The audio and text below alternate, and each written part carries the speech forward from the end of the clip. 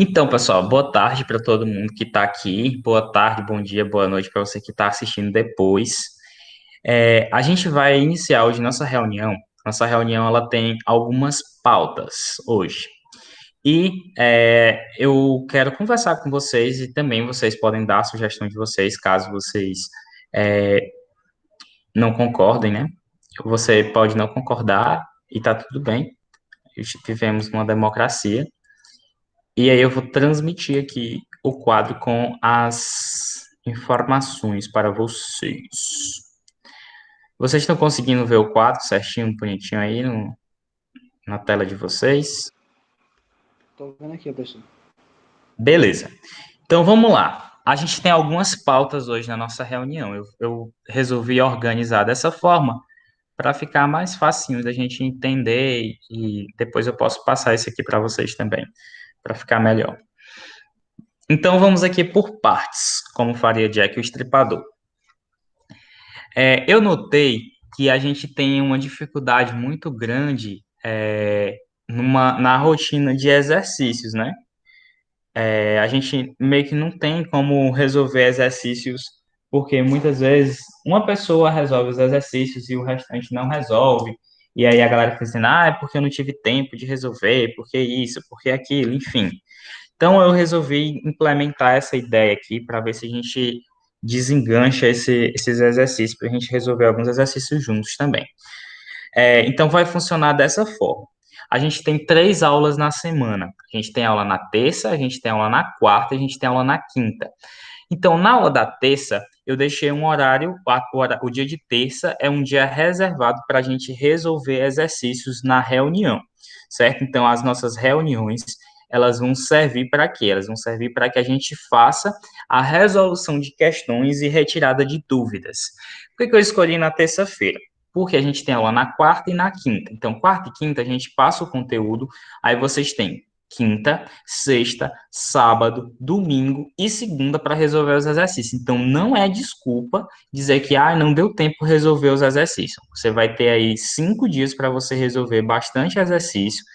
E aí, na aula de terça, a gente vai retirar as dúvidas de vocês que ficaram nos exercícios, certo? Então, assim, eu posso passar um exercício na quarta-feira, posso passar um exercício na quinta-feira, e a gente vai resolver esses exercícios que foram passados, essas dúvidas vão ser resolvidas com todo mundo na turma na terça-feira. Essa é a minha ideia primeira, né? E aí eu quero saber se vocês concordam ou se vocês acham que desse jeito não está bom. Se não tiver bom, você pode falar. É um direito seu de falar. Então, se você não concordar, por favor, fale agora ou cale-se para sempre.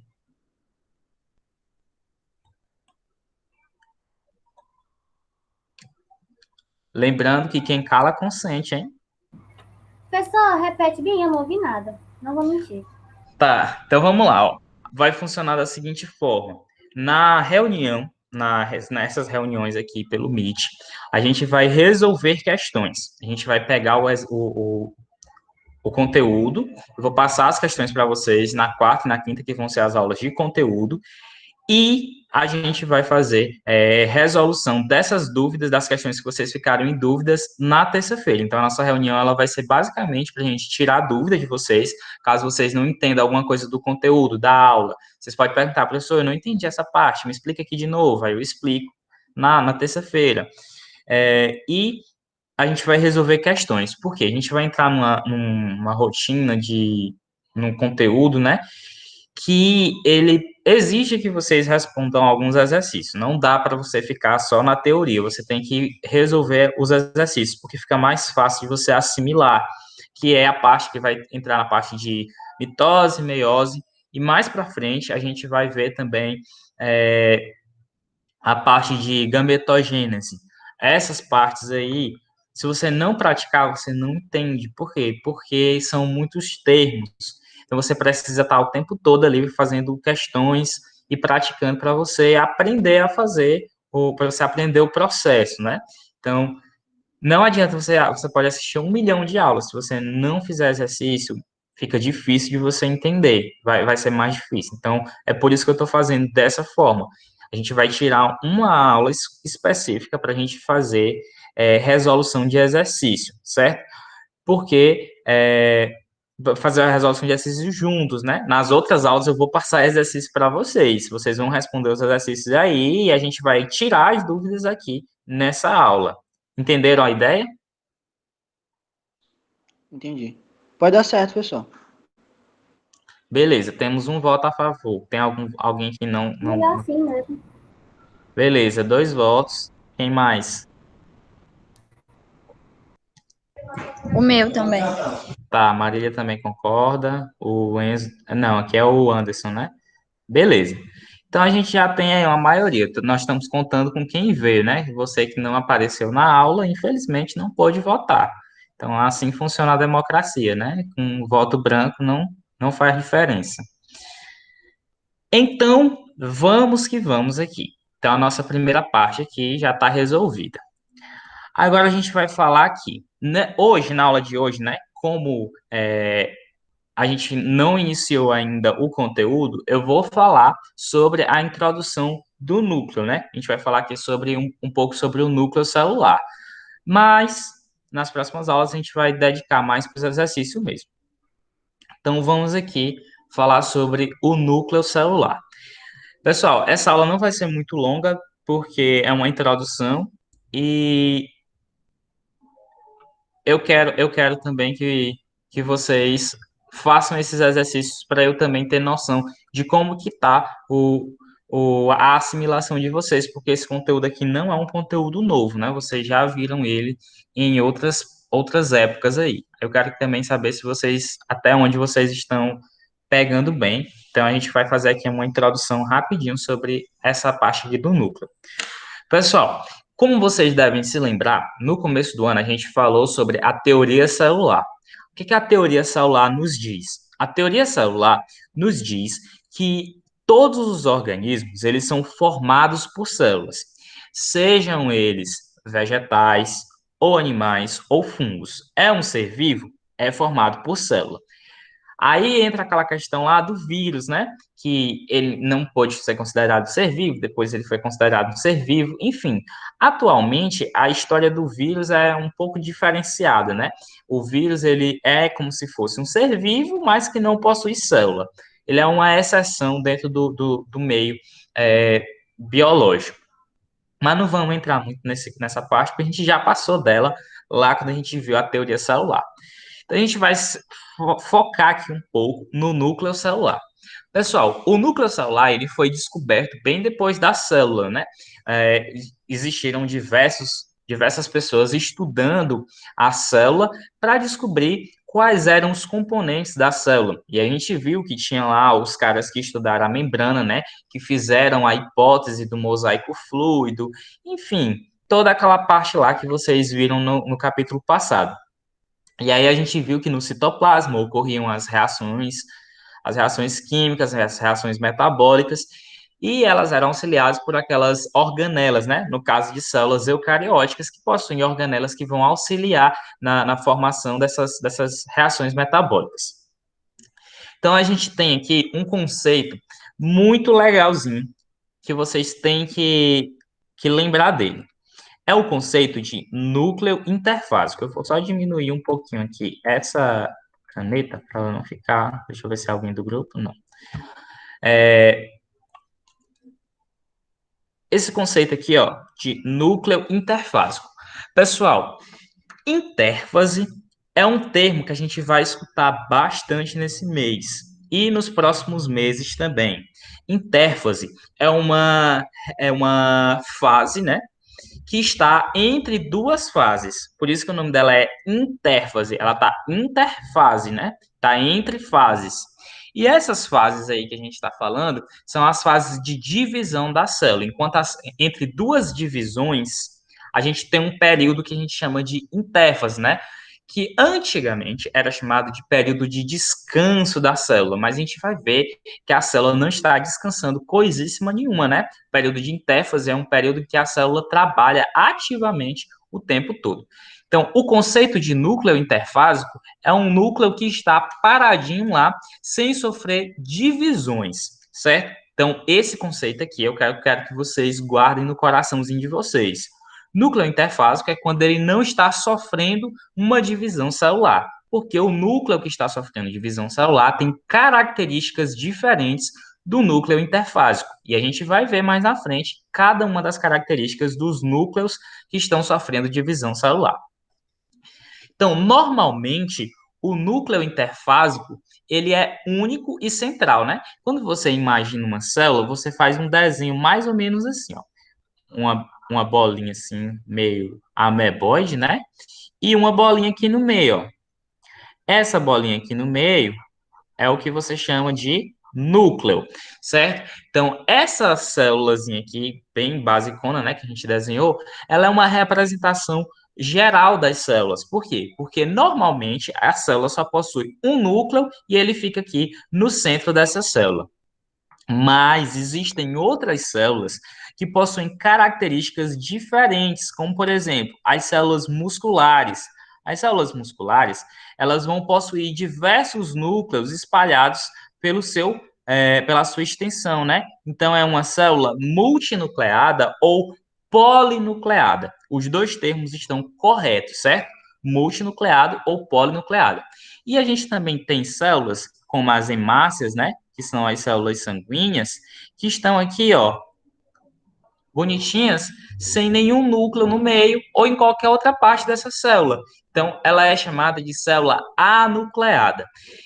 E ela consegue sobreviver muito bem porque é uma célula adaptada para viver sem núcleo, certo? Mas normalmente células não vivem sem núcleo. A hemácia é uma exceção.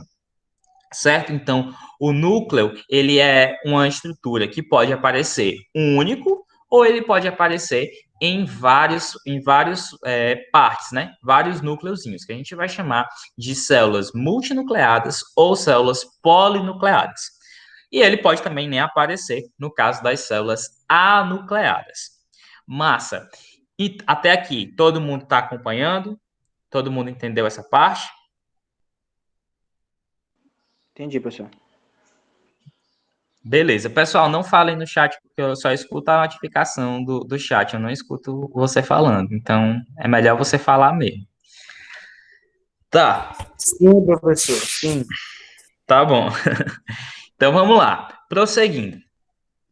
Então, o núcleo celular, ele vai possuir, muitas vezes, um envoltório, né? Na verdade, esse envoltório nuclear, ele é uma característica das células que são eucarióticas, certo? Então, ó, células que são eucarióticas, eu vou deixar anotadinho aqui e eu vou passar esse quadrinho para vocês depois, certo? Eucarióticas. Células eucarióticas são as células que possuem um envoltório nuclear, certo? Esse envoltório nuclear aí, ele vai servir para quê? Ele vai servir para separar o nosso citoplasma do nosso núcleo, certo? Lembrando que citoplasma e núcleo têm funções diferentes. Então, quando o núcleo está separado do citoplasma, a célula tem determinadas atividades melhoradas, né? Ele está separadinho lá, a célula consegue controlar melhor as atividades, certo? Então, esse envoltório nuclear está relacionado com células que são eucarióticas. E esse envoltóriozinho aí tem um nomezinho. Quem aí lembra qual é o nome do envoltório nuclear? É a parede celular, né, não? Carioteca, né? Isso, carioteca. A parede celular é uma estrutura que está presente nas plantas, mas ela não é no núcleo, né? A parede celular, ela está protegendo a parte externa da célula, então ela está mais relacionada com a membrana plasmática do que com o núcleo, certo? Então, a célula eucariótica é aquela que possui a carioteca. Células que não possuem carioteca são chamadas de procarióticas. Ó, eu vou dar aqui uma dica aqui, um bizu para vocês, ó. Sempre que você encontrar esse termozinho aqui, ó, eu, certo? Ele está relacionado com alguma coisa verdadeira, certo? Verdadeira. Vou colocar aqui, ó. Então, ó, eucariótica que possui uma carioteca verdadeira, certo? Ela é uma carioteca funcional, uma carioteca que que funciona, que ela executa uma função. No caso das células procarióticas, esse pró aí, ele é um prefixo de origem, né? Então, assim, ele está dizendo para você que aquela célula ela se iniciou antes da carioteca aparecer no mundo, certo? Tipo assim, existiam só células que não possuíam carioteca. Então, essas células já existiam antes da carioteca. Então, elas são chamadas de procarióticas, porque elas não possuem carioteca, porque elas surgiram antes da carioteca existir. É tipo, é, eu, por exemplo, na minha infância, eu vivi sem celular. Por quê? Porque o celular meio que foi ser popularizado depois que eu cresci. Então, a minha infância foi sem celular. Já a infância de vocês foi com celular. Por quê? Porque o celular já era popular na época que vocês eram criança. Então, é basicamente essa mesma ideia aí. As células passaram a ter carioteca e as que estavam antes não tinham carioteca porque a carioteca não existia. É lógico, né? Então, ó, o envoltório nuclear, ele serve para quê? Para separar o material do núcleo do material do citoplasma, né? O DNA, o material genético, vai estar contido dentro do nosso núcleo, né? E ele vai estar envolvido por uma carioteca. Pessoal, importante que vocês lembrem, essa carioteca aqui, ela está presente no núcleo interfásico, certo? Novamente, ó, núcleo interfásico. No momento de divisão celular, essa carioteca, ela tende a sumir, certo? Então, importante, se você encontrar uma célula que está em um período que não seja um interfásico e você não encontrar o núcleo dela organizado, não vá pensar que, ai meu Deus do céu, eu encontrei uma célula de ser humano que é procariótica. Não, não é verdade. Nós estamos falando de núcleo interfásico, o núcleo que está entre duas fases de divisão. Entrou na fase de divisão, grande parte dessas regras aqui não vai funcionar exatamente dessa forma aqui, certo? Então a gente tem a cariolinfa. Pessoal, a cariolinfa, ela é um líquido, né, ó. Esse nome aqui, ó, linfa, ele tem é um termo que remete a um líquido, certo? Ó, e cário, lembra aqui da carioteca. Cário se refere ao núcleo, então é um líquido que está dentro do núcleo. Ele é correspondente, ele seria o correspondente ao citosol, certo? Aquele líquido que está mergulhado lá no citoplasma. Então, aquele líquido lá, ele tem basicamente a mesma função da cariolinfa, ou a cariolinfa tem a mesma função do citosol, certo? Ele ajuda as reações que ocorrem lá dentro do núcleo. Não vamos nos ater muito a isso aqui, porque não é importante para a gente agora. Só saiba que ele existe lá dentro do núcleo, e se você já sabe, desculpa, se você já sabendo que ele existe, já está ótimo, já está maravilhoso. Além disso, a gente tem uma outra estrutura. Essa estruturazinha é chamada de nucleolo, certo? O nucleolo, pessoal, é uma estrutura formada de RNA ribossômico. Vou deixar anotadinho aqui, ó. RNA. Nossa, que N feio. RNA ribossômico. Vou deixar aqui a siglazinha. Eu espero que todos lembrem que RNA-R é RNA ribossômico.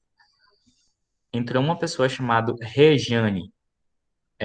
Alguém entrou com o e-mail da mãe ou da tia, não sei. Por favor, a pessoa que entrou com esse e-mail se identifique assim que possível. Regiane Silva, por favor, se identifique. João Ricardo. Quem? Tô falando da João Ricardo. Ah, o João Ricardo, tudo bem. Tô falando da minha mãe. Beleza. Então, prosseguindo aqui. Então, o nucleolo é formado de RNA ribossômico mais proteínas, certo? Essa associação aqui forma como se fosse um bolinho, né? Tipo um montinho de RNA junto com proteínas. E dentro do núcleo, né? Ele vai ter assim, poucas funções. Não vai ser não é uma coisa, meu Deus do céu, que coisa interessante. Mas ele vai estar lá e você precisa saber que ele está lá. Mais para frente, quando a gente vai mais para frente, a gente vai falar um pouco desse nucleolo aqui. Mas nesse momento, só saiba que o nucleolo é um amontoado de RNA ribossômico somado com proteína que fica lá dentro do núcleo. Normalmente, a gente tem uma quantidade pequena de nucleolos dentro do núcleo da célula, né? A gente tem aí por volta de 1 ou 2 nucleolos no máximo por núcleo celular, né? Então, é uma quantidade relativamente pequena. E aí vem a parte mais, assim, interessante daqui. E é essa parte aqui que a gente vai explorar bastante nas próximas aulas, né? Nas próximas semanas a gente vai explorar bastante essas duas coisinhas aqui. Mais essa do que aquela outra, né? Essa daqui vai ser mais do que essa. A gente tem a cromatina. Pessoal, a cromatina, na verdade, ela é o DNA que está dentro do nosso núcleo, né? A cromatina é como se fosse um bolo de fios, né? Que vai ter as informações genéticas. E aí a gente tem dois tipos de cromatina.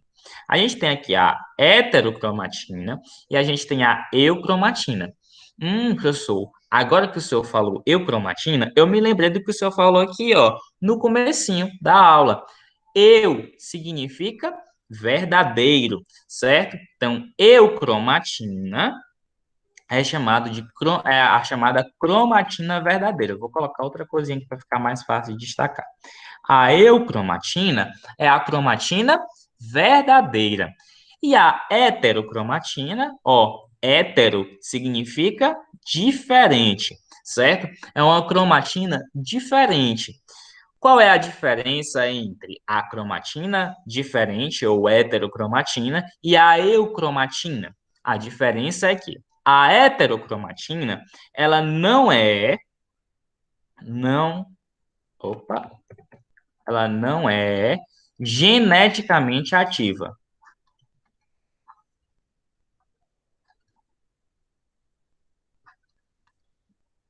Ó, essa heterocromatina aqui, ela não é geneticamente ativa. O que que isso quer dizer na prática? Na prática, quer dizer que no momento de transcrição e de tradução do DNA, ela não vai servir, ela não vai conseguir ser transcrita em RNA. Você não consegue transcrever a sua heterocromatina. Ela vai ser geneticamente inativa, certo? Então ela vai estar lá, mas você não consegue fazer nada com ela. Você não consegue sintetizar proteínas com ela. Por que você não consegue sintetizar cromatina? Porque você não consegue sintetizar proteínas com ela, porque ela não é geneticamente ativa. Você não consegue tirar informações dela. Então, ela é chamada de heterocromatina. Já a eucromatina, no momento que você necessita gerar uma cópia ou gerar uma proteína através dessa cromatina aí, você consegue. Então, é chamada de cromatina verdadeira ou eucromatina, certo? Ela é uma cromatina que vai ser geneticamente ativa, certo? Então, vou colocar aqui, ó. Vou diminuir a coisa da caneta. Ela é Nossa, não diminuiu. Que negócio. Não quer sair aqui do meio. Enfim, vai ficar assim, já que não está querendo sair. Geneticamente ativa. Então, essa heterocromatina aqui, eu consigo realizar atividades metabólicas utilizando ela, porque ela é geneticamente ativa. Aí, pessoal, a gente tem uma parte muito importante, que é, na verdade, a parte que as pessoas mais têm interesse, né? Que é a função do núcleo. Pessoal, o nosso núcleo ele tem uma função básica, né? Que é o quê? Mandar nos outros. O núcleo ele manda em todo mundo. Ele diz assim, ó, mitocôndria, faça a respiração. ele diz lisossomos, faça a digestão. Então, o núcleo, ele coordena as atividades. Ele manda a informação para que você possa realizar as atividades. Então, as suas células, elas têm as suas funções subjugadas ao núcleo, né? O núcleo é que manda aquelas células fazerem determinadas coisas, né? Tipo, todas as funções que as organelas têm são coordenadas pelo núcleo. E para isso, uns caras aí, eles criaram alguns experimentos, né? Eles pegaram algumas célulazinhas, pegou aqui uma célula, pegou aqui outra célulazinha aqui. Então, o que é que ele fez? Ele pegou essa célula e ele criou uma secção, né? O que é essa secção? Ele seccionou parte da célula e parte da célula ficou sem o núcleo e a outra parte da célula, ela ficou com o núcleo, certo? Então, ele esperou um determinado período de tempo e ele notou que a parte que tinha o núcleo, ela se regenerava. E a parte que não tinha o núcleo, ela morria, né? Ela começava a definhar e acabava morrendo, certo? E essa parte aqui, ela se regenerava aos poucos. Já essa, mais para frente, né? Eles fizeram a mesma coisa.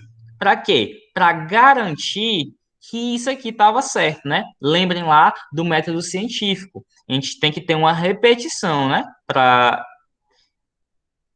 poder saber se realmente aconteceu ao acaso ou não. Então, eles ficaram fazendo esses experimentos aqui com vários organismos, certo? Para saber se o núcleo realmente era importante para a sobrevivência da célula. E eles constataram que sempre que eles seccionavam uma célula, a parte que sobrevivia era a parte que tinha o núcleo. Então, eles entenderam que para a célula sobreviver, ela precisava de um núcleo, certo? Então, a primeira função do núcleo seria coordenar atividades da célula.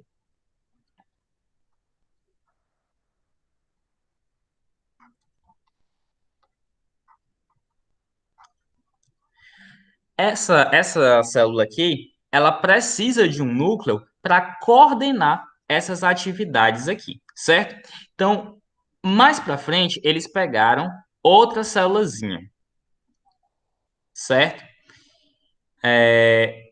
Eles pegaram aqui uma célula, certo? Pegaram outra célula. E aí, o que é que eles fizeram? Essa célulazinha aqui e essa célulazinha aqui tinha cada uma tinha seu próprio núcleo, né? Então, o que que eles fizeram? Eles retiraram o núcleo dessa célula, fizeram um corte, né? Vamos colocar aqui como se eles tivessem pegado com uma seringa, né? Só um exemplo. Pegaram aqui o núcleo dessa célula, eles retiraram o núcleo dessa outra célula, e aí eles carregaram o núcleo dessa célula aqui e implantaram nessa outra célula aqui, certo? Nossa, ficou o pedaço aqui do... Ah, dane-se. Vocês entenderam, né? Que ele levou aqui o núcleo, né? Então, eles perceberam que as células que se dividiam aqui, né? As células que se dividiam aqui tinham características dessa célula aqui. Ela tinha característica dessa célula e não dessa outra aqui. Então, a segunda importância do núcleo era a hereditariedade.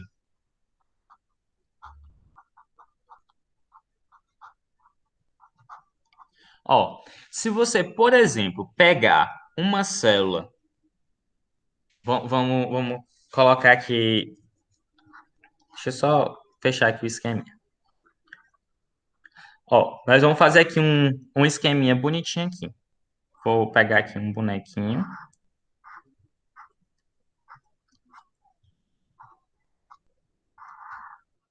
Outro bonequinho aqui. Beleza.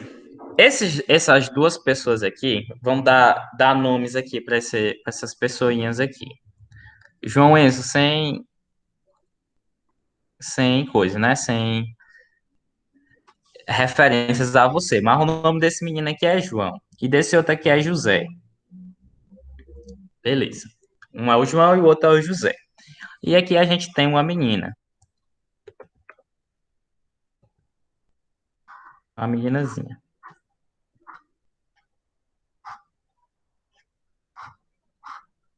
Pronto. Maria também, sem referências a você. Mas o nome da meninazinha é Maria. Beleza. Então vamos supor o seguinte. A Maria namora com José, certo? Aí eles querem ter um filho. Só que o José, ele tem um problema nos seus espermatozoides, né? Ele não consegue ter filhos, ele é estéril. Então, o que é que vai acontecer? O João, ele ofereceu os espermatozoides para fazer a. Lembra, isso é uma situação completamente hipotética, viu? Não é assim que acontece. Ele ofereceu os seus espermatozoides para que a Maria pudesse engravidar do José. Mas como que isso aconteceria? É o seguinte: a gente vai pegar aqui o espermatozoide do José, certo? E a gente vai pegar aqui o espermatozoide do João. Aí o que a gente vai fazer? A gente vai tirar o núcleo do espermatozoide do João e vai tirar o núcleo do espermatozoide do José, certo? Então eu vou pegar o núcleo do José e implantar no espermatozoide do João. E esse espermatozoide aqui vai fecundar o óvulo da Maria, certo? Vai fecundar aqui o óvulo da Maria.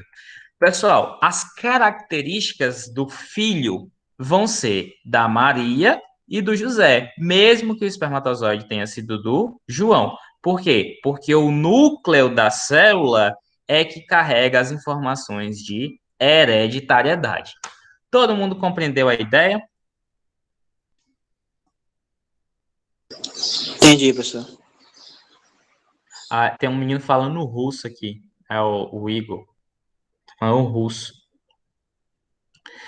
Enfim, alguma dúvida? Até agora só poucas pessoas disseram que não estavam com dúvida, mas todo mundo entendeu? Não entendeu ou não está com dúvida, Arthur?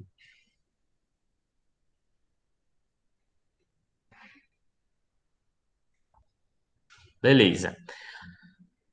Tá certo. Então, pessoal, ó, essas aqui são basicamente as informações sobre o núcleo, né? Claro que existem outros, foram feitos vários experimentos para a gente determinar a função do núcleo, mas as funções mais importantes que a gente tem é coordenar as atividades da célula e promover a hereditariedade, né? Através da cromatina.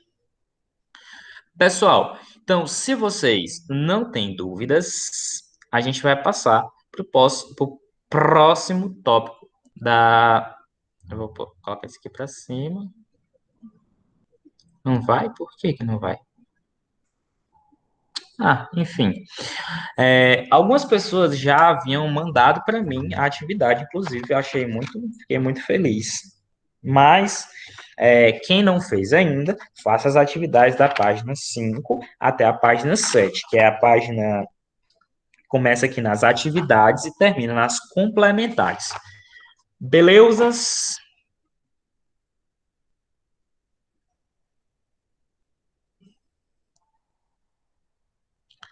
Então, deixa eu marcar aqui que deu tudo certo. Ponto. Vou fechar aqui a apresentação. Ninguém tem dúvidas, né? Posso ficar tranquilo, meu coração pode estar tranquilo. Certo?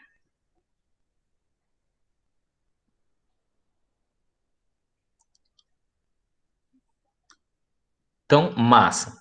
Pessoal, se você ficou quando você respondeu os exercícios, você ficou com alguma dúvida, deixa anotada aí. Se for uma coisa muito urgente, pode mandar mensagem para mim, mas responda os exercícios, por favor, não deixe de responder os exercícios. Faça tudo certinho, viu? Se você achar que você não conseguiu fazer, achou muito difícil, mande uma mensagem, ficou com alguma dúvida em alguma questão, em algum termo que você não entendeu. E tem uma coisa que eu quero indicar para vocês. Olha, infelizmente não é patrocinado, gostaria muito que fosse, mas não é. Então, ó, se vocês procurarem aí quem usa Android, né? Eu não sei se esse aplicativo está disponível para iOS, mas ele está disponível para Android. É um aplicativo, ó, chamado Bioetimo. Eu vou colocar aqui o nome no chat para vocês, ó. Bioetimo. Esse aplicativo aí, ele tem um monte de conceitos de biologia, né? Um monte de termozinhos, tipo cromatina, heterocromatina, eucromatina, nucleolo, todos esses termos aí, eles estão explicados nesse aplicativo. Você consegue encontrar a definição deles. Então, caso você tenha alguma dúvida em algum termo, você pode recorrer a esse aplicativo também para você para facilitar seus estudos, né? Então, fica aí a dica se você é, quiser utilizar. E a galera que desenvolve aplicativo, se estiver assistindo esse vídeo, por favor, me patrocine, que eu estou fazendo propaganda de graça para vocês, hein? Então, pessoal, é isto. Caso tenham alguma dúvida, me procurem e eu vou encerrar aqui a nossa gravação. Então, para você que está assistindo depois, tchau.